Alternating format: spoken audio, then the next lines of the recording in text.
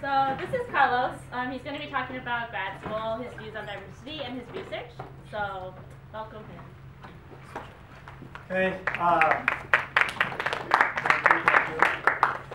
So I'm Carlos, and should we actually try to turn off one of the lights over there, or is it fine? Can everybody see? No, that's like a lot of color.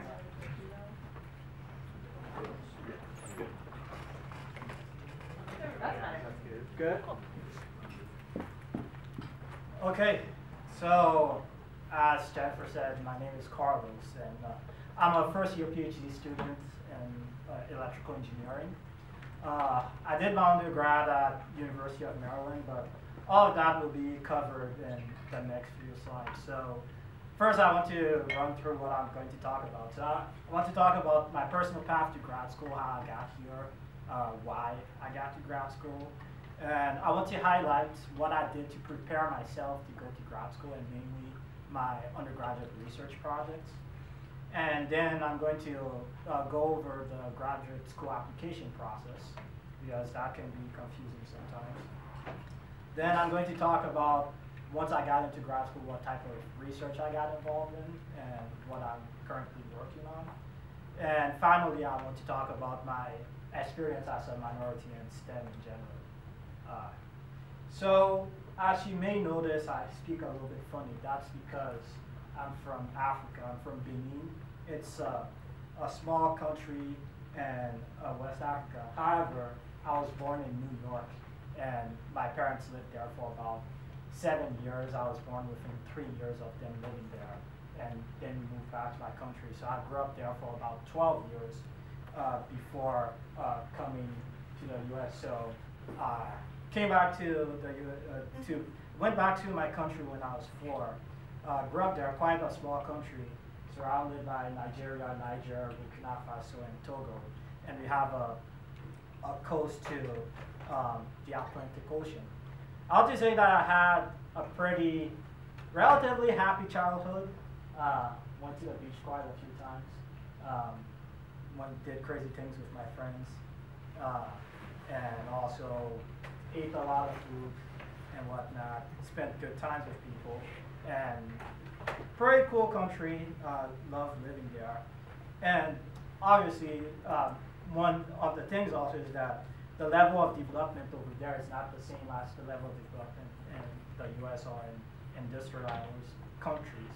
So realities over there, you see like a lot of roads that are not covered with asphalt and whatnot, and it's just pure dirt and whatnot. But we're still happy, and we also, a lot of people don't have access to laundry machines, and you take that for granted here, but over there most people do not, so we end up like washing our clothes with our hands most of the time. That was a pain, but using the laundry machine is pretty cool. And you'll see also people transporting goods and these cars. So yeah, it's definitely like a typical scene to like see somebody like with a cow in a car, and like nobody would be surprised about it. One of the things that really struck me when I was living back there was the power outage. So like we had like serious issues with electricity over there. We couldn't.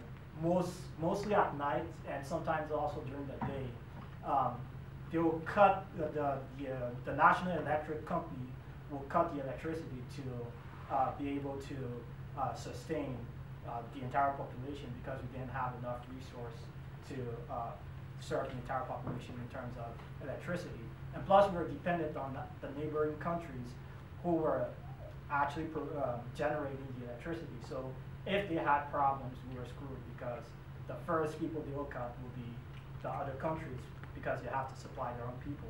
So these pictures are actually taken in South Africa and Zimbabwe. However, the reality is the same. You'll see a lot of people like studying at night with candle lights or a lantern. And those are realities that I had to go through. I was fortunate enough that my dad bought a electric generator, so I was able to study under electricity at night, but definitely I want to say more than 70% of my friends didn't have the same privilege as I did. So with that in mind, I decided to, after I completed my, under my high school, since I was a dual citizen, it was easy for me to come back to the US and start studying here. So I made my way back to the US, but instead of going back to New York, I went to Maryland. And Maryland, I started by going to a small community college called Prince George's Community College, where I was able to get my foot on the ground, started studying there. And I got exposed to electrical engineering and all the beauty of it. And I wanted to be able one day to go back to our country and be able to build electrical devices that will at least be able to generate the electricity for people at night, or at least devices that could run for a long time without being charged or needing the use of a battery. So once I started my undergrad studies, the first major undergrad research program I was involved in was called NNIN, and that was at the University of Michigan. And that was the first time that I've ever worked in a clean room. It was a very good experience. I built transistors, and I found it very fruitful. The next summer, I went to University of Pennsylvania, and there I was working on something very different. I was working more on coding and trying to figure out ways to see using the polarization of light, try to detect objects using the polarization of light and low light settings. I'll talk more about it in the next few slides. So then after that, I ended up transferring to the University of Maryland, the Terps. We're doing pretty well in basketball this year, going to the NCAA tournament, hopefully winning and beating Duke. Duke is our arch rival. So it's this funny thing where like Duke is our arch rival, but Duke doesn't recognize us as their rival. Like Duke is just UNC, and like when we beat Duke at home, we end up like storming the streets and breaking stuff on the streets. But like when they beat us, it's just like business as usual. Yeah, it is what it is. But I still love Maryland. None of the Terps, and so that's where I completed my undergrad studies, and from there I applied to Berkeley and was fortunate enough to get in. But before going to Berkeley, I did a final internship after I graduated at Los Alamos National Labs. And yeah, what I worked on there wasn't classified, so I can't talk about it. But definitely a lot of stuff there are very secretive and still very interesting research, and it's for the greater good of the United States, let's say it like that. And finally I came here, yay. So now let's talk a little bit about how I got ready to go into grad school, and that was mainly through these undergraduate research programs, and I can't stress enough how important they are and your final application to go into grad school. So my first experience was at the University of Michigan, and there I was inkjet printing zinc oxide-based semiconductors for thin film transistors. So inkjet printing, I'm sure everybody here has heard of inkjet printing. That's how you print most of your documents today. But we used a similar technique, if not the same, for printing electronics. However, there are a lot of stuff that you have to control to make a functional device. You might need to control the substrate temperature. The substrate that we use every day will be paper, where we print ink on paper, and then you have your beautiful papers that you submit for your essays and whatnot, and then you get graded. But here, the substrates can be glass, can be silicon, can be also paper. It can be anything, really. And you want to control the temperature of the substrate. You want to control the ink that you're putting in.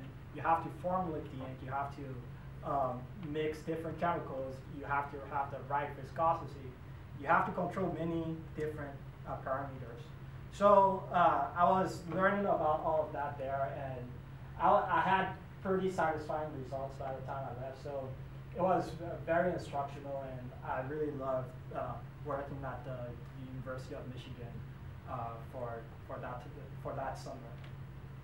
Then the following summer, as I said, I went to University of Pennsylvania, and there we were using, so we were inspired by bees and how they were able to locate themselves in space. So like bees don't necessarily see as we see. They use the polarization of light, which is an intrinsic property of light. And they use that property of light because since light is a wave, not necessarily, it's both a wave and a particle, but since light is a wave, they're able to see the degree at which light is polarized, and from that they're able to guide themselves in space. So we use that same idea, and we're like, okay, when light hits object, it will bend light differently.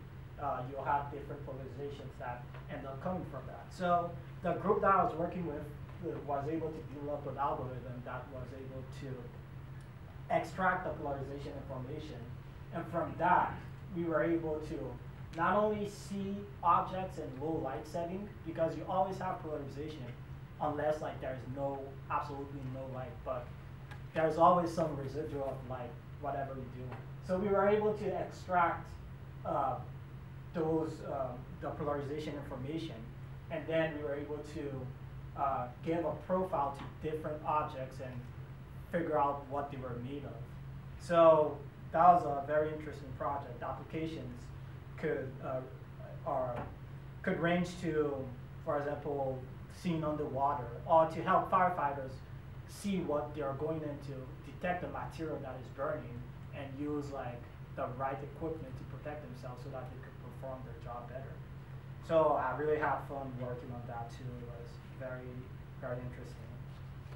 Then my final summer internship, that was at Los Alamos National Labs. I was working on modeling solar wind ion implementation. So the premise of that was somebody screwed up. Why? Well, they sent a satellite in space. It was the 5th satellite in the Discovery mission. I think the name was Genesis. And it went in space, and its job was to collect solar wind ions so that we have a better picture of what the sun is made of and whatnot.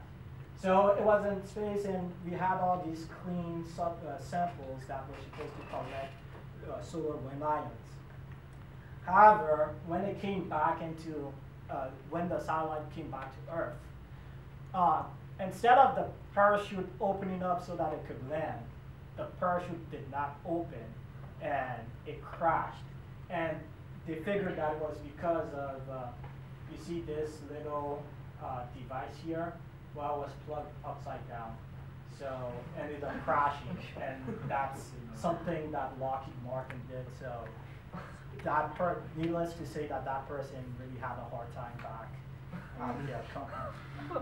So my job was to, since all of those substrates ended up crashing into dust and whatnot, it got contaminated, and we still had to, we figured out that there was a way to still extract data out of it to be able to differentiate the different types of ions that were there. So you can see how noisy the data is here, and also the peak of the different solar winds are not supposed to occur at those points. So using another algorithm that was that I developed with my collaborator back at Los Alamos, we were able to find the right ratio of solar wind ions to contamination that was inputted inside the device once it landed. And from that, we were able to extract the different levels of sodium ions that were implanted, and we now have a better understanding of the picture of the sun. There is a paper that we're trying to publish that is coming hopefully within the next few years, but it was interesting work. So all of those different projects that I've worked on helped me once I got into grad school, because in grad school you're doing research, well, once you're a PhD student at least, or doing a Master's of Science, you're expected to contribute to the general knowledge of humanity, so you're doing research full time, pretty much. So I'm going to talk about how all of what I said before enters into the grad school application process. So, as you know, if you want to go into grad school, as you may or may not know, if you want to go into grad school, you have to make that decision kind of early, because you can't just sit there and then wait until 6 months before graduation and be like, you know, maybe grad school. Like, it has to be, at least for the PhD at least, has to be a decision that you take very early, like from freshman, sophomore year, at the latest, beginning of junior year. Why? Because you really want to have undergraduate research under your belt. Because it will be too tough of a transition if you are not used to doing research already. So you have to take that decision very early and then start working on your grades, because to get into the competitive schools, you have to pretty much have close to perfect grades. You don't need perfect grades, but you need to be pretty close to it. So once you make that decision that you finally want to go to grad school, that's the best idea for you, that's the best career path for you, then you start taking stuff like the GRE that I especially hate. The GRE is one of the most stupidest things that you might have to go through. Really, it doesn't say anything about your ability to be a good grad student. However, everybody uses it as part of the application process to select students. The way I understand it, it's more like a benchmark to see. It's not the deciding factor on whether you get into grad school or not, but it's like, okay, he has below this score, this is a flag, or like he has above this score, okay, let's see more. So it's like a filter type of thing, but yeah, you still have to take it. I still find it stupid. Once you take the GRE, you now need to figure out the schools that you want to get in. Maybe you might want to figure out the schools you want to get in before you take the GRE, but whatever. Yeah, the schools that you want to get in, it's very much like undergrad, pretty much, but not really. You have like, I guess your target schools, like your reach and like, I don't know what the third, yeah. Safe schools. Safe schools, there you go. So like, you have your safe schools and whatnot, and you apply to the different schools, and you look at the different requirements, and you want your application to reflect to the tradition and to what that specific university is looking for.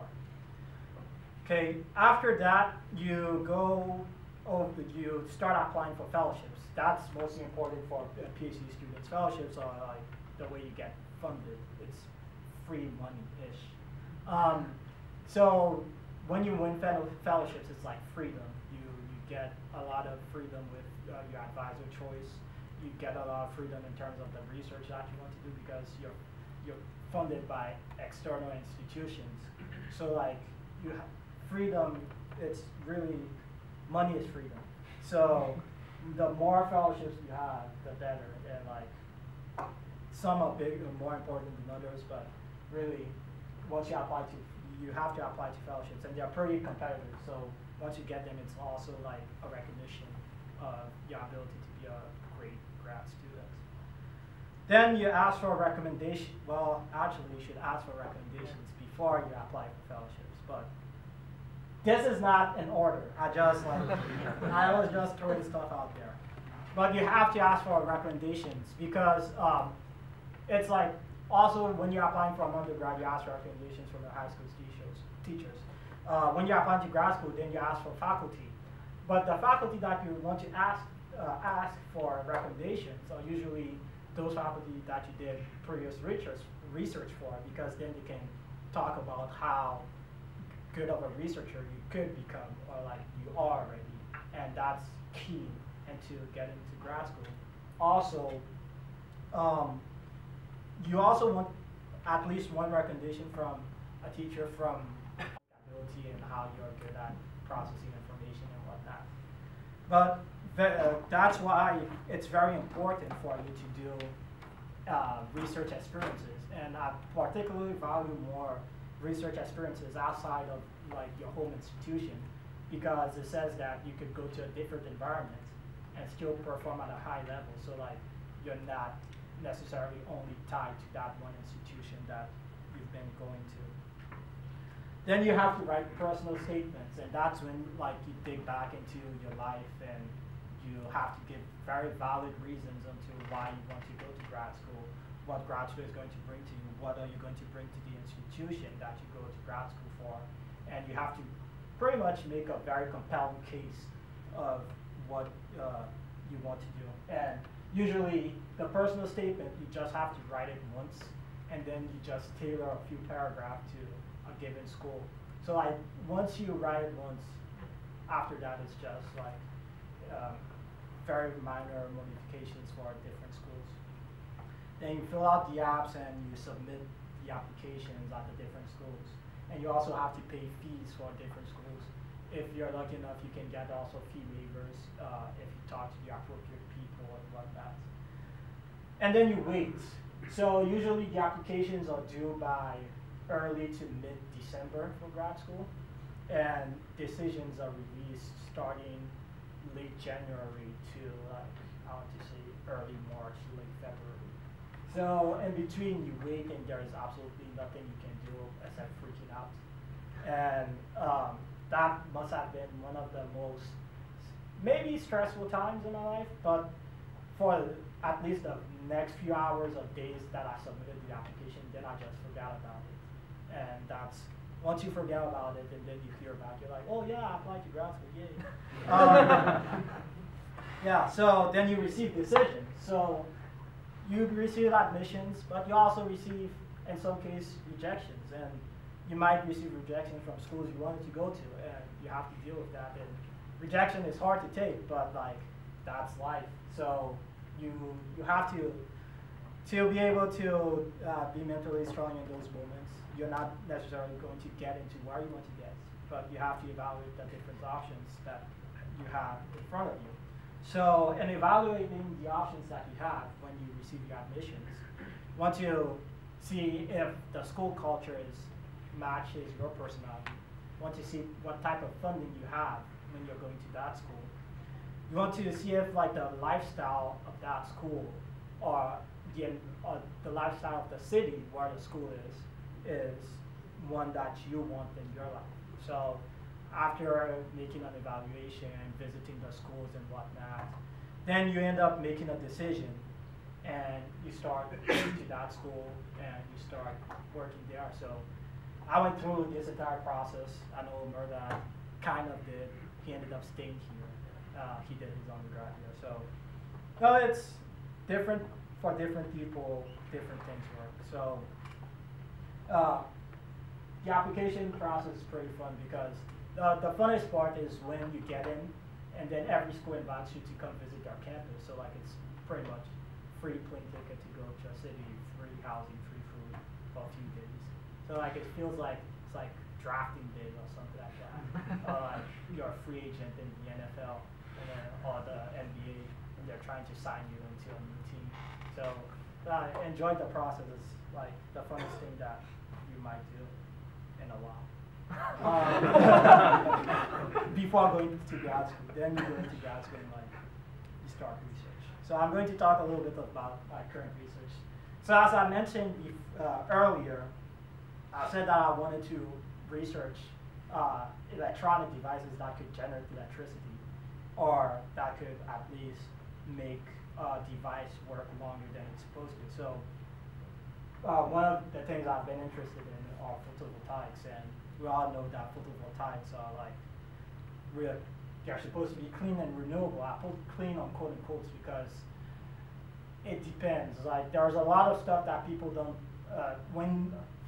when you look at it from the outside, it's like, oh, it's just like this device, you shine light and you get electricity. However, like you still have to produce a device that creates pollution, and then you still have to like the chemicals that you use to produce the solar cell, they might not be so environmentally friendly. So like there are a lot of stuff that you have to think about when you're designing your new photovoltaic devices. But they're awesome for remote areas where you can bring the grid there, and they're great also for space exploration for obvious reasons. You can plug anything to a spaceship. So unless like you figure out a way to have nuclear power on a spaceship, but that's one other time. There are 3 generations of solar cells of photovoltaics. The first generation is silicon based. So like you have those bulk silicon based solar cells that are very thick. Then you shine light upon them, and those are pretty much most of the panels that you see today. However, they are limited by the Shockley-Queisser detail balance limit. So like Shockley-Queisser is more like a thermodynamic treatment of solar cells. So like there's a limit for single junction solar cells that you can reach that I think, if I remember, was around 30% or such. And you want to overcome that, and what people have done, they've gone to different structures like cadmium telluride, where it's a little bit thinner, well, a lot thinner as a matter of fact, so you're saving a lot of material. You're making your solar cell a lot more efficient because you have less losses inside. However, you still have those thermodynamic limits that you can't overcome. So one way that people try to cheat with that is to use multi-junction solar cells, and even that, the theoretical limit is around 80% conversion efficiency. But right now, if we haven't reached a single solar cell that's above 50% efficiency, so far we are still around like 44% or such. So I'm working on eventually designing these type of 3rd generation solar cells, but I'm using a different material that most people haven't been using that much in the until like the past 2-3 years. It's called perovskites. Perovskites are unique in their structure, and they've gained a lot of traction lately because within almost just 2 to 3 years development, they've reached efficiencies for a single junction of about 20%, which is close to what's commercially available. So whereas like the other devices that are available right now, it took them like decades before reaching the level that the perovskite is reaching right now. So it's a very exciting field to get into. And there are a lot of problems to solve. Like, for example, there's this problem where like when you probe the device and you try to figure out the efficiency in one direction, and you sweep the voltage in one direction, you sweep it in the other direction, end up getting different results. So why does that occur? Trying to answer questions like that. I'm also trying to work on different formulations for the perovskite, because the perovskite right now is one of the main components inside is made of lead.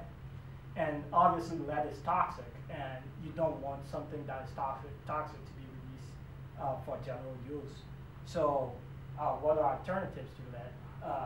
Tin, for example, is an alternative to replace lead, but tin is not stable in air. So we have to figure out ways to stabilize these type of cells for consumer use. And finally, I'm working on the manufacturing side. So eventually, I want this to make a process that you could eventually use on a printer, where it's row to row. So like you have one printer that prints one layer, then goes to the other, and then like you have like some type of industrial process that you're making for these type of cells. So far, this is the cell that I've been working on. It's not quite working as it should right now. The efficiency of quite low. But these are my first devices, so that's what you have to learn also in grad school. In grad school, not everything works the first time you start working on it, and you just have to keep on working and keep on finding new ideas to tackle the problem until you reach something that is usable. So eventually I'm going to get something working, hopefully. And from there I'll be building up onto other questions that I want to answer. Okay, so finally, almost done, I promise. I will talk about my experience as a minority in STEMs in general and how my different views about it. So, as you remember, I started at a community college, and at the community college that I started at, it was 77% African American or Black people attending that school. So, like, when I moved from my country in Africa to that community college, it wasn't too much of a cultural shock because, like, a fair amount of among the Black population, there were a lot of Africans. So I was able to build a community there, and it was good for me to transition slowly into the cultural ways in the U.S. Then I went to University of Maryland, and then it became a paradigm shift where there are only 12% Black and African Americans. So that was a bit of a shock, but not too much because I was already used to living in the U.S. again. So again, I was able to build a community and like build ties with other people around school and my life, and it's been very beneficial for me. And finally, I came here, and then I noticed that the numbers dropped like significantly. So for undergrads here, I think there's only like about 3% African Americans, and in grad school it's about the same ratio too. So that was definitely another paradigm shift. But again, it's all about adapting yourself, transitioning, doing different different environments have different struggles, and it's not necessary. I won't say that it's the ideal situation. However, there are different reasons why, like a lot less of people in the African American community or Blacks in general end up not going to grad school, because once they finish their undergrad degree, then I was facing also that question: should I go work in industry and take care of my parents, or should I go and accomplish the goals that I've had for myself? And often, most people end up choosing the first option because, like, you're either the only person in their family who went to college, or like there are very few of them who made it to that level. However, I was fortunate enough in my family. I'm the youngest of 4, and my 2 other brothers already. My 2 sisters and older brother, they completed their undergrad, and one of my sisters completed her master's already. So that was a big relief for me because they are able to take care of stuff that I don't have to take care of right now. That gives me pretty much time to be by myself and go to grad school and be able to accomplish my dreams and aspirations. So the transition pretty much felt like going from a population where most people I knew were Black, and then my friends, the faces of my friends ended up changing, and then me being almost by myself in a sea of people that don't necessarily look like me. But it's all about transition. It's not necessarily a bad thing when you end up in a different environment. You just need to adapt to your new community, find a new support system, and have a healthy work-life balance.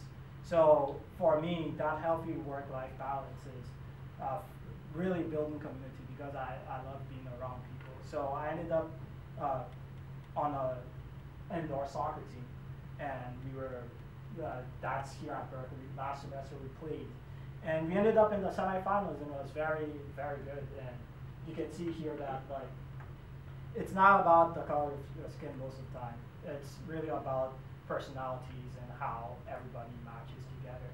So really, I'm glad to be part of this community at Berkeley, and glad to be able to connect with different people of different cultures, because we only learn in that fashion.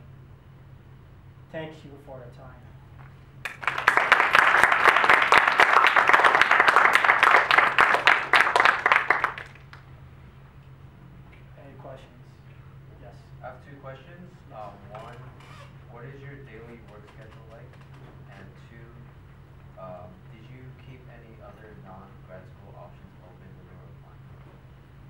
Okay, so first question, what is my daily schedule like? So it varies day to day. So I also take classes. I'm taking 2 classes each semester until I'm done with classes, hopefully 1.5 years from now. And so let's see, in a typical day, let's take Monday, I have a class around like 3:30. But before I go to class, I try to read a few papers, get updated on research. And then after class, maybe if I have stuff due, I'll work on stuff that I'll do. And if I don't, then I end up most likely going in the lab and start working on devices that I want to work on. And then if it doesn't work, then I start thinking about what I could do to make it better. If it does work, I think about the next thing that I want to do. So like it's really constantly reading papers, figuring out what you want to do next, going to classes, making and making the assignments, studying for the classes pretty much. But also I have time to go back home, eat, sleep, and hang out with friends every now and then. So that's one thing in grad school, you're a master of your schedule. So like no 2 grad students will have the same schedule. They'll have the same things inside their schedule, it will just be at different times. And you're the master of that. You can do as much as you want, as long as you're accomplishing your goals. Everything is cool. So the second question is, did I keep my non-grad school options open?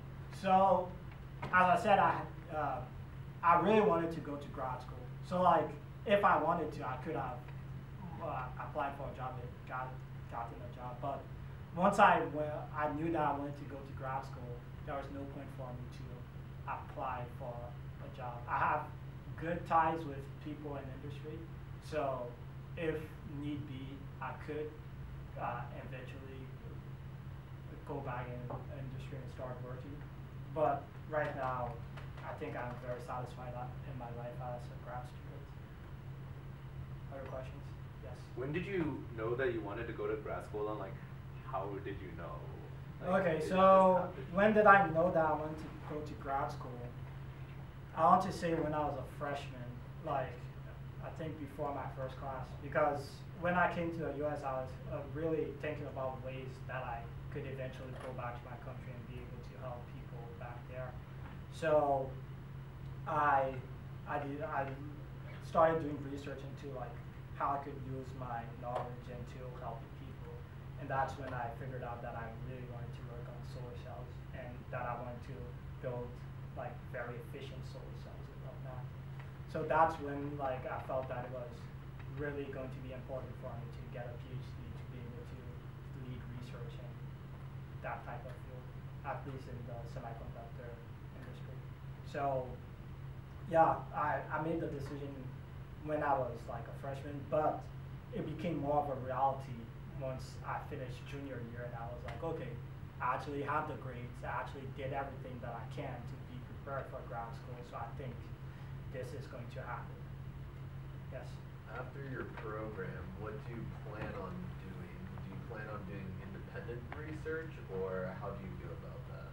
That's a good question, and most grad students will not have a clear answer like within the first years of their PhD. I don't know yet if my objectives will lead me to having an independent venture, if it will lead me into being a venture that is already there that I joined, or if it will lead me into academia. But right now I'm not too worried about it, because there are definitely other stuff that I have to work on. However, eventually I'll have an answer for that. But most grad students, at least like even within like their first 4 years or 3 years, they don't really know what they're going to end up doing. So it's an open-ended question for them. Any other questions? Find a community. I was just wondering if you made any special effort to find people of your same cultural background or ethnic background in the community, or was that not a primary concern for you? Funnily, I don't think it wasn't hard at all to figure out people from the the same ethnic background, because I think in my year, for example, we were only like 5 blacks or African Americans that made it to grad school at Berkeley here.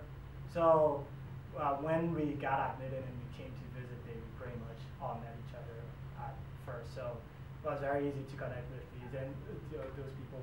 And there's also organizations like the National Society of Black Engineers or the Black Graduate Student Association, where like we meet every now and then and plan events for outreach for kids and whatnot, and go to conferences together. So there are definitely resources out there that I was able to use, and Berkeley has a very good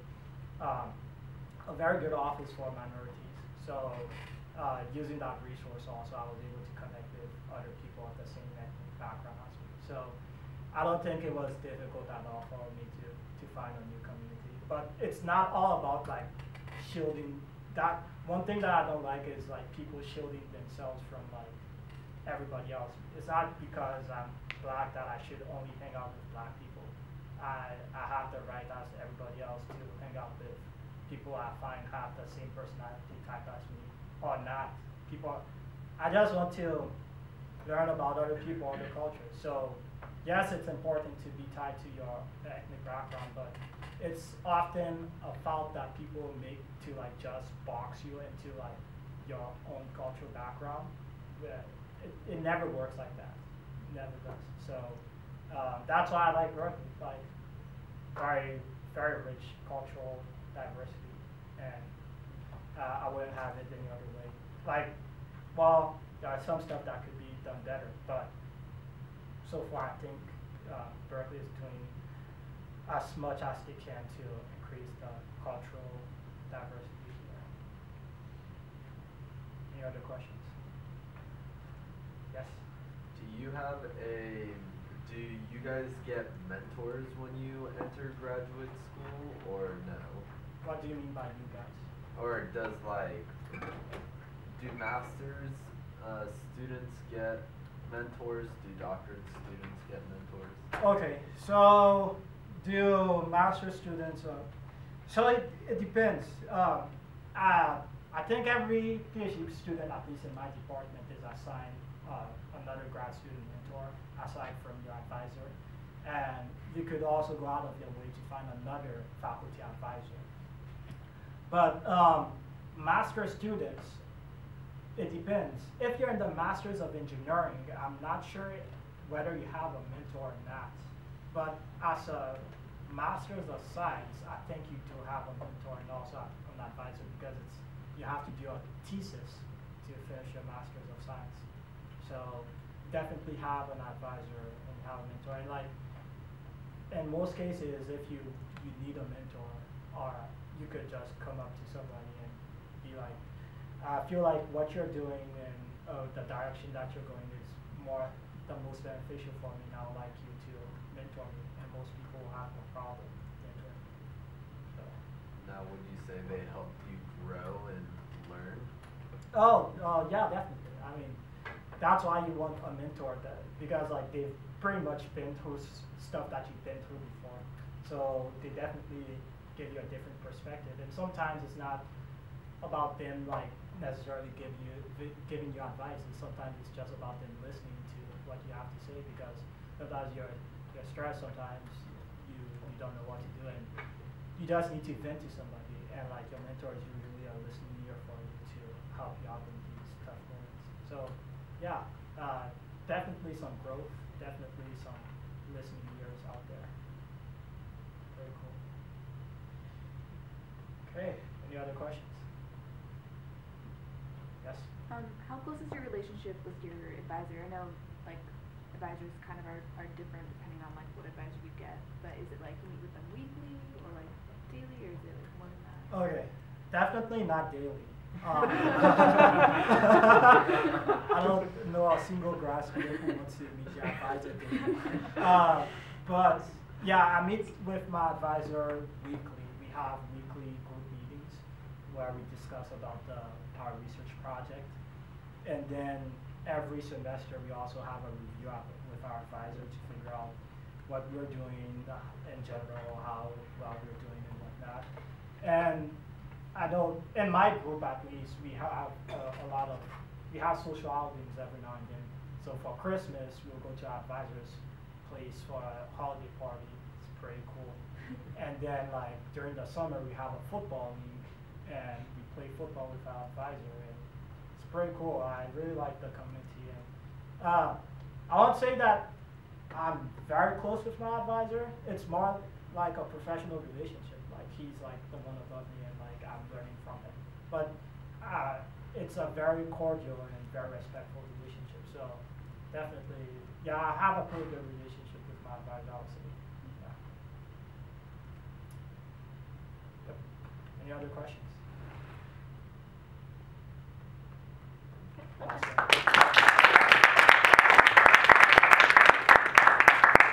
If any of you guys want food, you guys can come up. Otherwise, let's give Carlos another round of applause.